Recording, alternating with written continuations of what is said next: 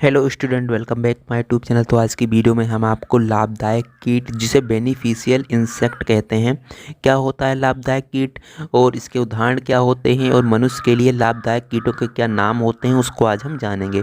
देखिए, लाभदायक जो कीट होते हैं या बेनिफिशियल जो इंसेक्ट होते हैं, क्या होते हैं ऐसे कीट जो मनुष्य के लिए लाभदायक होते हैं, उन्हें हम लाभदायक कीट कहते हैं।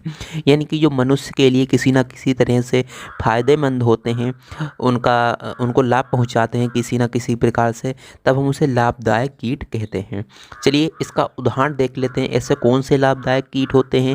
जैसे मधुमक्खी हो गया, मधुमक्खी से हमें शहद प्राप्त होता है, ये भी एक लाभदायक कीट है।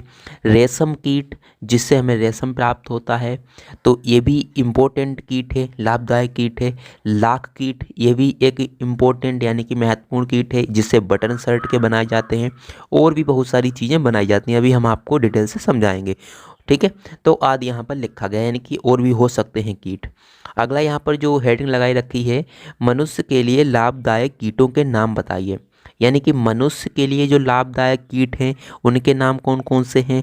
जैसे एपिस मेलिफेरा, एपिस मेलिफेरा ये एक वैज्ञानिक नाम है, जिसे हम मधुमक्खी कहते हैं। मधुमक्खी तो सामान्य सा नाम है, सब कोई जानता है, लेकिन इसका वैज्ञानिक नाम एपिस मेलिफेरा है। कई बार परीक्षाओं में ये पूछ लिया जाता है, तो आपको याद होना चाहिए। तो मधुमक्खी जो होती है वो शहद का उत्पादन करती है, यानी कि शहद का निर्माण करती है, जो मनुष्य के लिए लाभदायक होता है। पोषक पदार्थ होता है, यानी कि उसमें न्यूट्रिएशंस होते हैं, और चिकित्सा में इसका उपयोग किया जाता है। तो आपको ये समझ में आ चुका होगा कि शहद उत्पादन कौन करता है, मधुमक्खी करती है। और इसका जो मनुष्य के लिए लाभदायक होता है, पोषक पदार्थ होता है एक, और चिकित्सा में इसका उपयोग किया जाता है। तो चलिए अब हम दूसरा लाभदायक कीट देख लेते हैं। दूसरा जो कीट है यहाँ पर बॉबिक्स रेशम कीट। रेशम कीट को हम वैज्ञानिक नाम से क्या जानते हैं, बॉबिक्स।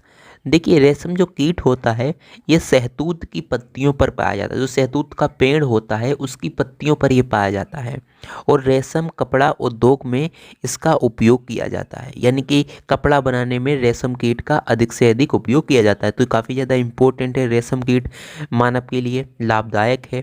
यहाँ पर जो तीसरा मनुष्य के लिए लाभदायक कीट का नाम है लेसिफर लाका। इसे हम लेसिफेरा लेक्का भी बोल देते हैं।